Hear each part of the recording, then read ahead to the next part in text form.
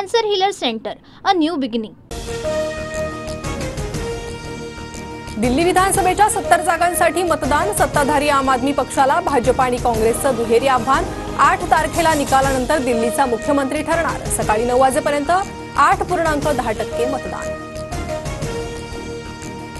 दिल्ली विधानसभा निवडणुकीसाठी अनेक दिग्गजांकडून मतदान। राष्ट्रपती द्रौपदी मुर्मू, मुख्यमंत्री आतिशी, लोकसभेतील विरोधी पक्षनेते राहुल गांधींनी बजावला मतदानाचा हक्क। प्रयागराजमध्ये आज पंतप्रधान नरेंद्र मोदी शाही स्नान करणार। सकाळी 11 वाजता शाही स्नानाला सुरुवात होणार। उद्धवजींशी खूप खराब अशी परिस्थिती नाही, पण जवळ येत आहोत आणि पुन्हा सोबत येऊ अशी ही स्थिती नाही। ठाकरेंनी भेट घेतल्यानंतरच्या तर्कवितर्कांवर फडणवीसांचं स्पष्टीकरण।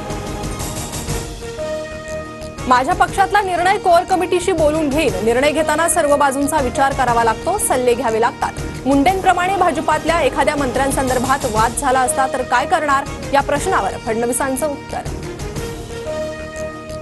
अंजली दमानियांकडून माझ्यावर मोघम आरोप। दमानियांवर अब्रू नुकसानीचा खटला दाखल करणार। मंत्री धनंजय मुंडे संतापले। टीका करताना दमानियांचा अंजली बदनामिया असाही उल्लेख। पुराव्यांनिशी मी धनंजय मुंडेंना त्यांची जागा दाखवली। मला बदनामिया म्हणण्यापेक्षा पुराविया म्हणायला हवं। दमानियांकडून प्रत्युत्तर। तर अब्रू नुकसानीचा दावा दाखल केल्यास स्वतः न्यायालयीन लढाई लढण्याचीही तयारी। धनंजय मुंडे कृषी मंत्री असताना 350 कोटींचा घोटाळा। टेंडर काढण्याआधीच पुरवठादारांना पैसे दिले। पुरावे दाखवत अंजली दमानियांचा गंभीर आरोप। मुंडेंचा राजीनामा घेण्याची मागणी। माझ्या 36 गुंठे जमिनीचा घोटाळा झालाय। सारंगी महाजनांचा धनंजय मुंडेंवर आरोप। मुंडेंनी माझी 36 गुंठे जमीन घेऊन काय मिळणार होतं, महाजनांचा सवाल। आष्टी उपसा सिंचन योजनेचं आज मुख्यमंत्री फडणवीसांच्या हस्ते उद्घाटन होणार। अजित पवारांना कार्यक्रमाचं निमंत्रण, मात्र डोळ्याच्या ऑपरेशनमुळे धनंजय मुंडे गैरहजर राहणार। एकनाथ खडसेंनी रात्री फडणवीसांशी भेट घेतली, तर भेटीत कोणतीही राजकीय चर्चा झाली नसल्याची प्रतिक्रिया। तर खडसे भाजपात प्रवेश करणार असल्याची जिल्ह्यात चर्चा।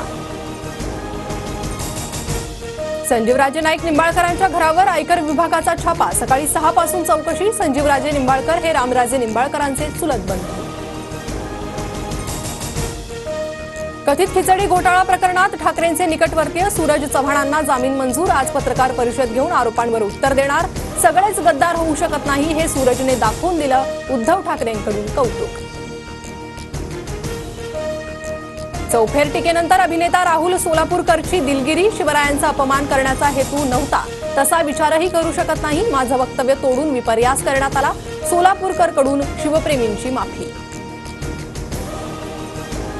तुळजाभवानी मंदिरात ड्रेस कोड लागू करण्याच्या मागणीला पाळीकर पुजारी मंडळाचा विरोध। तर कायदेशीर आणि धार्मिक बाबींचा विचार करून निर्णय घेणार, जिल्हाधिकाऱ्यांचं स्पष्टीकरण। पुण्यातील बिब्बेवाडीत 50हून अधिक वाहनांची तोडफोड। दहशत माजवण्यासाठी वाहनांच्या तोडफोडीचं सत्र सुरूच। दारूच्या नशेत वाहनांची तोडफोड करण्यात आल्याची माहिती। मुंबईतील सर्वच वॉर्डात आज सकाळी 11 ते उद्या सायंकाळी 5 वाजेपर्यंत पाणीपुरवठा बंद। एस, एल, के पूर्व, एच पूर्व आणि जी उत्तर विभागातील काही परिसरांचा पाणीपुरवठा बंद राहणार। छत्रपती संभाजीनगरात 2 कोटींच्या खंडणीसाठी बांधकाम व्यावसायिकाच्या मुलाचं अपहरण। सोसायटीत खेळत असताना अपहरणाची घटना। पोलिसांकडून शोध सुरू।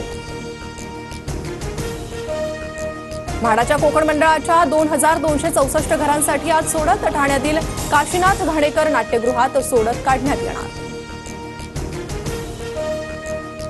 सूत्र हाती घेताच ट्रम्प यांच्याकडून अमेरिका फर्स्ट धोरणाची कठोर अंमलबजावणी सुरू। बेकायदा स्थलांतरित भारतीयांना परत मायदेशात पाठवण्यास सुरुवात।